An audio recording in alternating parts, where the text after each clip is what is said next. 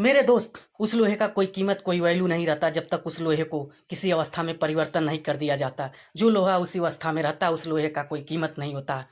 जब उस लोहे का परिवर्तन करके कोई डिजाइन करके कोई मशीन बनाया जाता, कोई गाड़ी बनाया जाता, तो उस लोहे का कीमत बढ़ जाता है। नहीं तो उस लोहे को कबाड़ के भाव खरीदा जाता है।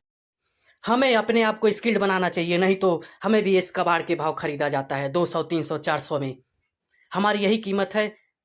तो हमें सबसे इम्पोर्टेंट हमारा जो काम होना चाहिए, अपने आप को डेवलप करना है, स्किल्ड स्किल्ड करना। जब हमारे पास स्किल्ड रहेगा तो हमारा वैल्यू रहेगा, हमें इज्जत मिलेगा। हमें भी इस लोहे की तरह अपने आप को परिवर्तन करना है और चेंज करना है, क्योंकि हमें अपना एक वैल्यू बनाना है, अपना एक ब्रांड बनाना है। क्योंकि नहीं तो कोई वैल्यू नहीं रहता, तो हमें इस लोहे की तरह एक कबाड़ के भाव खरीदा जाता है 200, 300 में। हमें वैसे कोई खरीद नहीं पाएगा, मतलब नौकरी पर्पज के लिए रखा जाता है।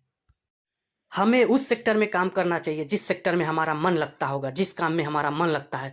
क्योंकि आपको जिस काम में मन लगेगा तभी आप मन से काम कर पाओगे और अपने आप को बेटर स्किल्ड कर पाओगे। क्योंकि आपका अगर उस सेक्टर में मन नहीं रहेगा तो आप अच्छे से काम नहीं कर पाओगे, तो अपने आप को स्किल्ड नहीं बना पाओगे। तो अगर हमारा मन किसी बिजनेस में है तो आपको बिजनेस ही करना चाहिए। अगर हमारा मन किसी गवर्नमेंट जॉब का तैयारी करना है तो गवर्नमेंट जॉब की तैयारी करने के लिए पूरा फोकस उस पर होना